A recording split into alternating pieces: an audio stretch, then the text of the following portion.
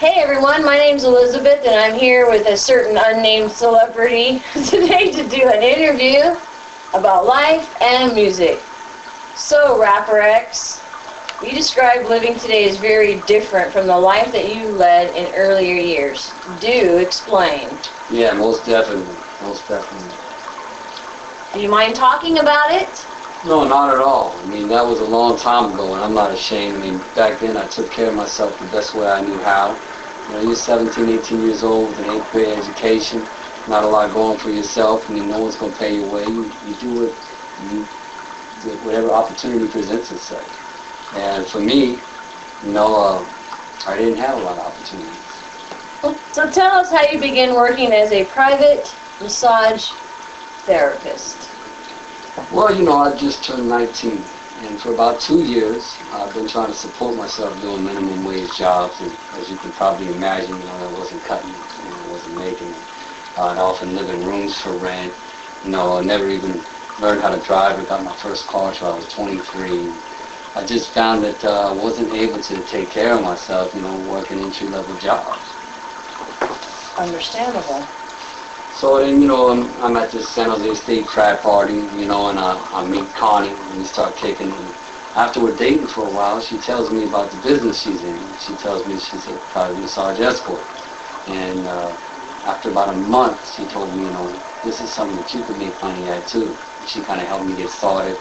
She actually was the one that put out the money for me and hooked me up with my first client. And really, I owed it all to her. I felt like I owed her a great deal for some time.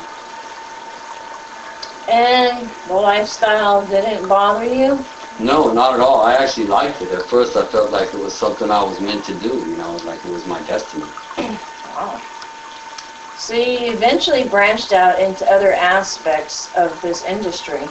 Yeah, I did. And actually Jasmine really discouraged me from that. She was really against it.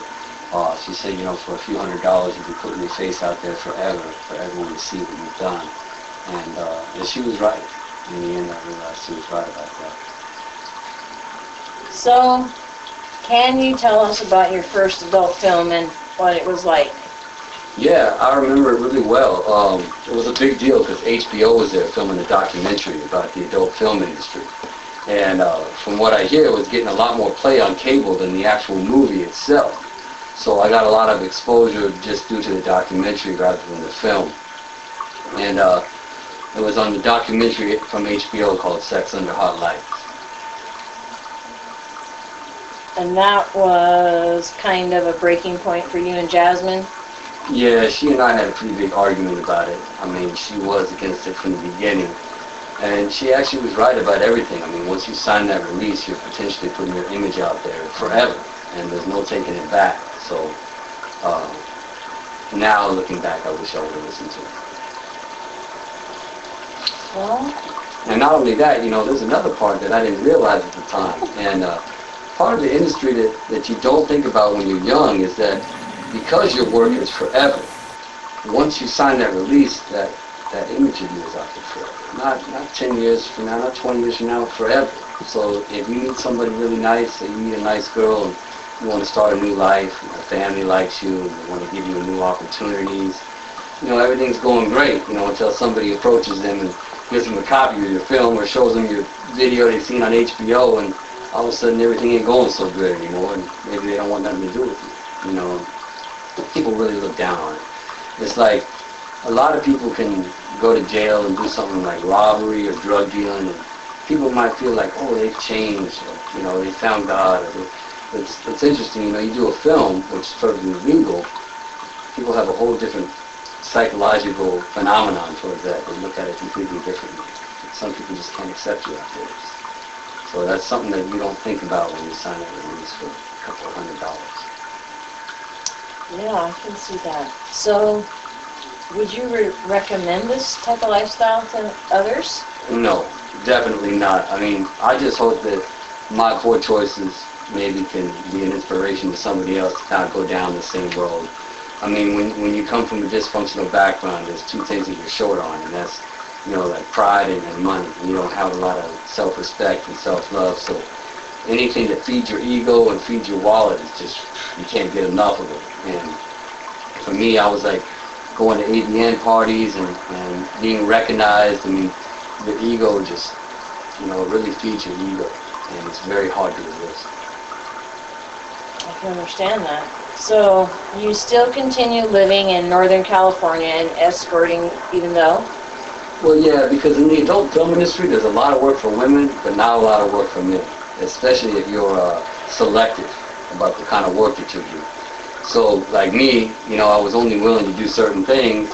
As a result, I didn't get a lot of work. You had to have another gig.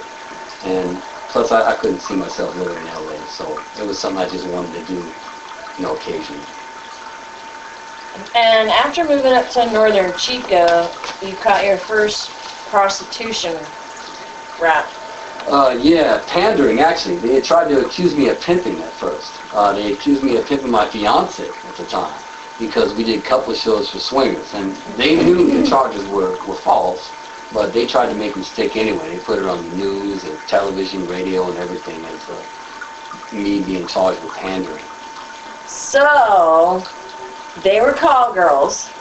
Yeah. You were sleeping with them, and they gave you money, but you weren't a pimp. No, I wasn't a pimp. And as a matter of fact, Elizabeth, I suggest you wipe that smirk off your face before I do it for you. What are you going to do? Pimp slap me? Keep your pimp hand strong? Okay, looky here, Buttercup. You ever heard of the term libel or assassination of character? You're trying to defame me right now and make me look bad. Huh. Yeah, and you're such a pillar of the community, I'm convinced. Oh, that's it. This interview is over. Turn the camera off. You understand? Turn it off. Turn that camera off.